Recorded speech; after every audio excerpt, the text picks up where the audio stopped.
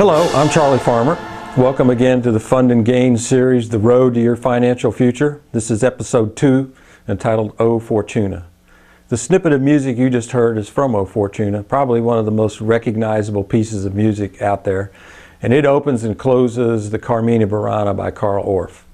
Carmina Burana is actually the name given to a manuscript of 254 poems and dramatic text, mostly from the 11th and 412th centuries. And between 1935 and 1936, the German composer Carl Orff set 24 of these poems to new music.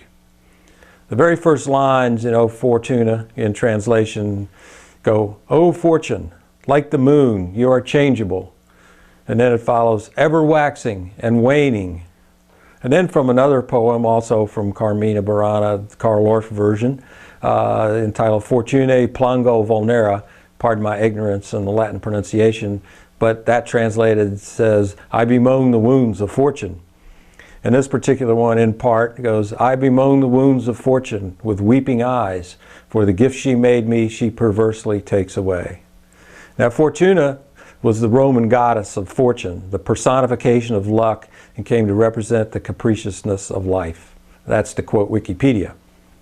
During the Middle Ages, the Wheel of Fortune became a common depiction, and you can see an example from a page of the original Carmina Burana manuscript that's showing the 4 stages of life. Medieval representations of fortune also show her as two-faced and unstable, such as 2 faces side by side like Janus, one face smiling and the other frowning, or half the face white and the other black. The notions of reward, of chance, of risk, of mutability are all inherent in Fortuna.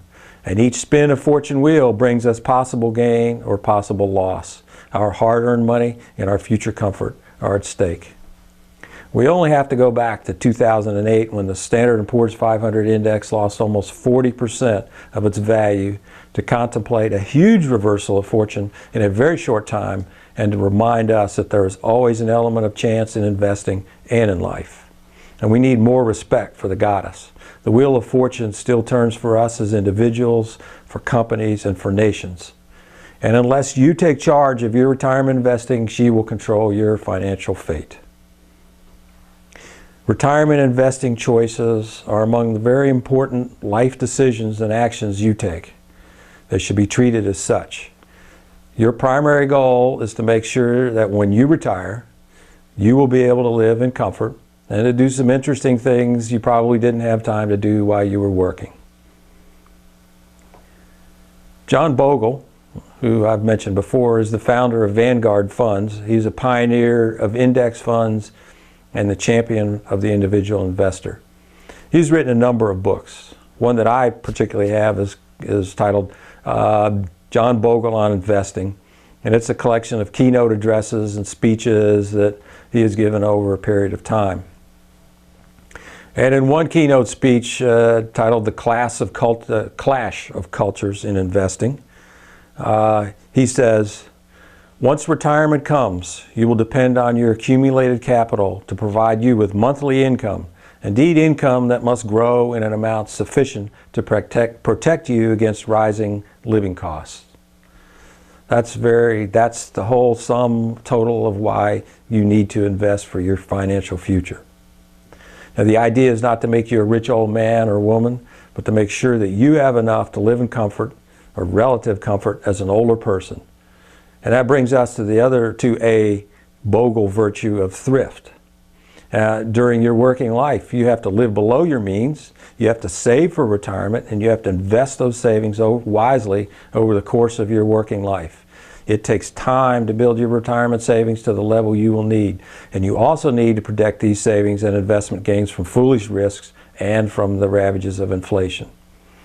Now, John Bogle cites 4 factors of retirement investing: reward, risk, time, and cost. For Bogle, reward is the most important, but the one of the 4 that you cannot control. Reward is certainly controlled by the goddess Fortuna. You have more control over the other factors of risk, time, and cost. And it is by controlling these factors that you give yourself the best chance to gain rewards and a secure financial future. So let's talk about rewards. Rewards are simply the gains that you make from the money you invest. They are measured generally as a percentage change of the value of the whole portfolio or the individual stock or bond or other asset. Now, unfortunately, these percentage changes are sometimes negative. Not only will you get no gain, but you can lose a portion of the hard-earned savings that you originally invested. I guess that's a negative reward, and this can be very discouraging at times. Now, these gains and losses are what you cannot control directly. There are still many people who think this is something that they can control, especially in the stock market. And in my experience, when the stock market is generally going up, people think they're doing great, and they attribute their success to their own brilliance. When the stock market goes down, it's not their fault. Now, when I say there are people that think they can control rewards, I mean there are significant numbers of people who invest that think they can pick winners in the stock market, and even higher number that think that they can select mutual fund managers that can outperform the stock market on their behalf. Now, maybe you are one of them.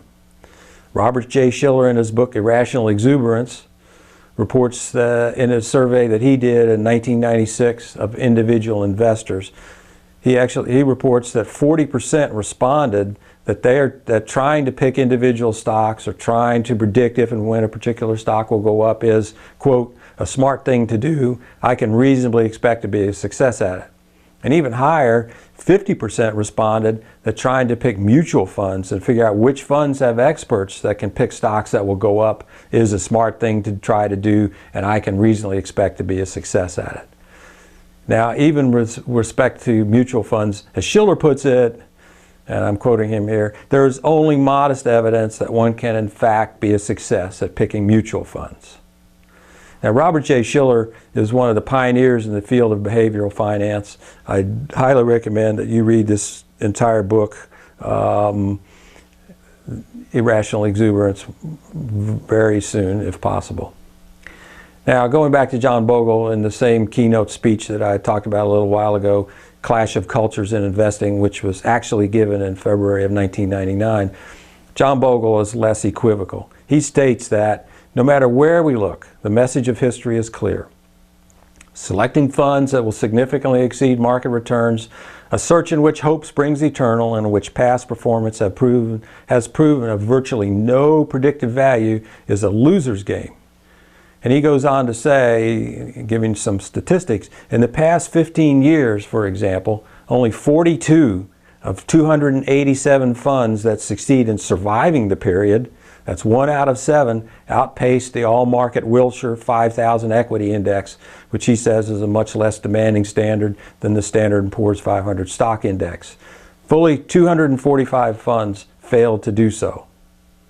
Now, in another address in the same book, this one entitled The Needle or the Haystack, Bogle provides even more compelling data. At the time of the speech, November 99, there were 3,500 mutual funds. Going back 30 years to 1969, there were 355 funds in the market haystack, as he calls it. And more than half of the original group of funds, 186, went out of business in that time period. And that left 169 funds that remained through the entire 30 years. The average fund return was 11.5% per year, 2.5 points behind the total stock market return of 13.6%. Now let me quote Bogle while you look at this chart on the screen. Only 9 funds beat the aggregate return on the U.S. stock market by more than 1%. We'll describe them as the winners. Another 18 beat the market return by less than 1%, and 29 fell short by less than 1%. So this is a group of 47 funds that we can describe more or less as market matchers. That left 113 funds that fell behind by more than 1% annually. We'll describe them as the losers. By the way, the data source for this was Lipper. Now you have to ask yourself if professional fund managers with lots of resources at their disposal cannot beat the market, what makes you as an individual, you or me, think that he or she can be more successful? And if you're going to pick fund managers, how are you going to find in advance the very few that beat the market? Now, you might ask, why am I spending so much time on this? And I cited the high percentage of investors in Shiller's study that thought that they can pick winners or winning funds. In my relative youth, I thought exactly the same thing. I had to make choices when selecting mutual funds for a 401k, so why not just pick winners? I diligently examined 3- and 5-year historical returns that offer, for each offered fund, and I picked several funds that had the best performance. Later, I would berate myself for losing money because I made the wrong pick. At other times, I did not invest at all out of fear of making the wrong choice. And all this was the result of my ignorance, and I wasted a lot of precious time, and you can learn from me on this. Now, academics have studied the broad question of whether investors, amateur or professional, can beat the market. The conclusion reached by the academics is no, and thus the prevailing academic view is that the stock market is a random walk. This means that in general, stock market prices cannot be predicted, in the short term at least. And probably the most well-known champion of the random walk is Burton Malkiel, whose book A Random Walk Down Wall Street, first published in 1973, has been revised and updated several times since then. Again, I strongly recommend that you read this book. And Burton Malkiel similarly reports, in his words, the S&P beat approximately 2/3 of professionally managed portfolios in the decades of the 1980s and the 1990s. Moreover, you can count on the fingers of your hands the number of mutual funds that have beaten any index fund by any significant margin.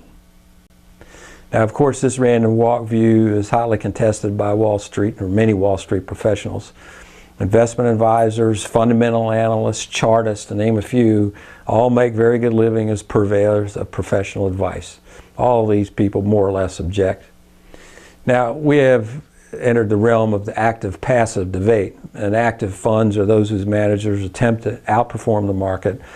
Typically, they charge higher fees and they incur higher operating costs. The passive funds are the index funds, pioneered by John Bogle, that mirror the entire market and have the objective of matching the performance of the representative benchmark index. Typically, they have much lower total cost, and you as the investor get to keep more of the gains. I personally place a lot of weight on the findings of John Bogle, Robert Shiller, and Burton Malkiel. Their conclusions are backed up by serious and thorough studies over long time periods. And as a practical matter, most people invest for retirement primarily via 401k plan that's provided by their employer. Usually these plans include only a limited set of fund choices, and plan participants do not get to choose from the entire universe of available funds. And furthermore, as I said before, there's just no reliable way to determine in advance which fund manager will outperform the market in the future. So picking winners in your 401k is really not a realistic option. So where does this leave us? Are rewards from investing completely capricious? Should we just throw darts? What does the research say? It says portfolio returns are determined by the asset classes and their proportions in the portfolio. This is a good place to create a short sidebar here and introduce asset classes. They're central to modern investing. I haven't seen a good definition. They're kind of, asset classes are kind of, you know one when you see one. Now for those of us investing for retirement, there are two fundamental classes for sure, stocks and bonds, and I would add a third, real estate. Most of the other classes are subclasses in that they are a particular type of bond or stock, such as say large cap or small cap stocks, or say government bonds or corporate bonds. So let me just show a table in no particular order of some of the recognized asset classes and their corresponding benchmarks. Hopefully you can read it, there's a lot of stuff there, but these comprise, to my mind, the universe of asset classes for retirement investing. Some of the main and most familiar classes include large cap stocks, represented by the S&P 500, small cap stocks and their index, the Russell 2000, and U.S. investment grade bonds and their metric, which is the BarCap Aggregate Index. For real estate, there's the FTSE Nareit All REITs Index. Now let's talk about asset class returns, rewards in Bogle's parlance. There's several important studies on the subject, and one of the early ones on portfolio returns and asset classes was entitled The Determinants of Portfolio Performance. This was done by Gary Brinson, Randolph Hood, Gilbert Biebauer. It's published in the Financial Analyst Journal, July-August '86. And it reviewed the returns of 91 pension fund portfolios, Note these are managed by highly paid professionals and examine the relationship of returns to asset allocation. The paper was quite convincing, and since then investors and investment advisors have tended to believe that asset allocation explains at least 90% of portfolio performance. There were some questions raised after the publication of the study, and Roger Ibbotson and Paul Kaplan revisited the topic in 2000, and they wrote a paper, The True Impact of Asset Allocation on Returns. In conclusion, they say, we can extrapolate from the study that for long-term individual investors who maintain a consistent asset allocation and lean toward index funds, asset allocation determines about 100% of performance, regardless of whether one is measuring return variability across time, return variation between funds, or return amount. Now, another helpful paper is Asset Allocation Revised. William O'Reilly and a man by the name of Chandler, and they did a study using a large set of mutual fund data and a random process of mixing mutual funds to test whether asset allocation is still as important today as it was in the earlier study by BHB, which had been 10 years ago. Bottom line, the answer is yes. They conclude these findings appear similar in nature to the Ibbotson-Kaplan results. That is, asset allocation explains on the average essentially a 100% of investment outcome. Now, to my knowledge, no one has refuted these studies. And where this clearly leads is clearly stated by John Bogle. The realistic, quote to John, the realistic epitome of investment success is to realize the highest possible portion of the market returns earned in the financial asset classes in which you invest, the stock market, the bond market, or the money market, recognizing and accepting that the portion will be less than 100%. Now, this is the compass that Fund and Gains will use to guide you on the road to your financial future. You cannot control Fortuna. She will control your rewards. You are better served spending your time and effort controlling your risk, your investment time frame, and your investment cost. Now, I said in the first episode that one key objective of the Fund and Gains series, The Road to Your Financial Future, is to help you set up an individual investment policy, just like a mutual fund or a pension fund. And this idea of an individual investment policy comes actually from Robert Shiller. And any company or organization will have a set of policies to govern behavior, and that is essentially what your investment policy strives to do, at least with your financial behavior. In essence, your policy will establish the rules for Bogle's 4 factors: the rewards you pursue, the risks you take, the time horizon of your investing, and the investment costs you incur. A critical component of your investment policy is asset allocation, which asset classes you choose, and the way you spread your saving and investment across these asset classes. Your policy should also incorporate specific mutual fund selections, portfolio rebalancing, which is timing and amount, rules for making portfolio changes, and performance monitoring. All these things will be covered on the road to your financial future. Now, I spent a lot of time here in an attempt to convince you that trying to beat the market is foolish. I invite you to read for yourself the books, papers, and articles that I mentioned. And no doubt some of you are going to remain convinced that you can pick individual stocks or pick mutual fund managers who will outperform the market, and you're probably going to travel a different road. But chance, risk, mutability, and time are all inherent in Fortuna. And each spin is going to bring us a possible gain or loss. And it's our money and your future comfort that are at stake. So we should take a couple minutes here to talk about risk. Risk and reward are intertwined. We have all heard no risk, no reward. So in our minds, they're really connected. And that certainly is the conventional wisdom in the investing world. Now, what is risk? There is not a simple answer. As Burton Malkiel puts it in A Random Walk Down Wall Street, risk is a most slippery, elusive concept. And risk remains a philosophical problem. It involves predicting the future, which is really impossible, but we must take it into account. And generally we do this by looking backward. So let's start with a dictionary definition of risk as the possibility of suffering harm or loss. Now, some idea of the potential issues facing investors that might cause loss can be seen in the risks that are enumerated in all the prospectuses out there that you've probably seen. For stocks, the list includes market risk, investment style risk, industry concentration risk, manager risk, country risk, currency risk. Common risk for bondholders, even though they're generally less risky, is even longer. Includes interest rate risk, credit risk, high yield risk, market risk, issuer risk, liquidity risk, derivatives risk, equity risk, mortgage-related and other asset-backed risk, foreign, non-U.S. investment risk, emerging markets risk, currency risk, issuer non-diversification risk, leveraging risk, management risk, and short sale risk. Somehow all these risks are supposed to be reflected in a volatility. So in the investing world, this is the most common measure for all this risk, and it is really volatility is the dispersion of returns about the average return. It is measured by the standard deviation or the variance of returns. You can see the formula on your screen. It's not particularly complicated.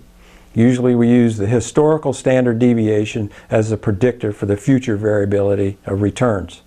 While we think risk is generally the chance of a bad occurrence, volatility measures both positive and negative variations.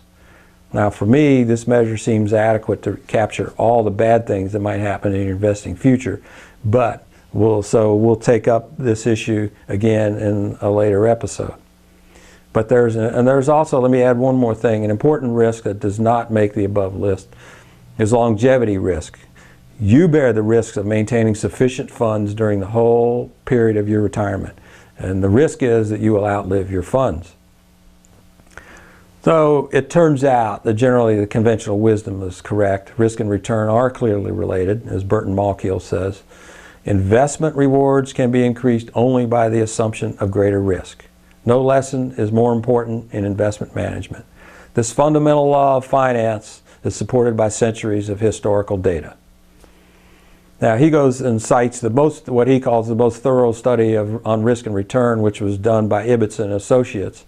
And it compares returns and standard deviation for several asset classes over the period 1926 to 2005. And it shows that both the expected return and the standard deviation for stocks are much higher than those for corporate bonds, which are in turn higher than the same measures for government bonds. So the lowest return, least risk is provided by U.S. Treasury bills.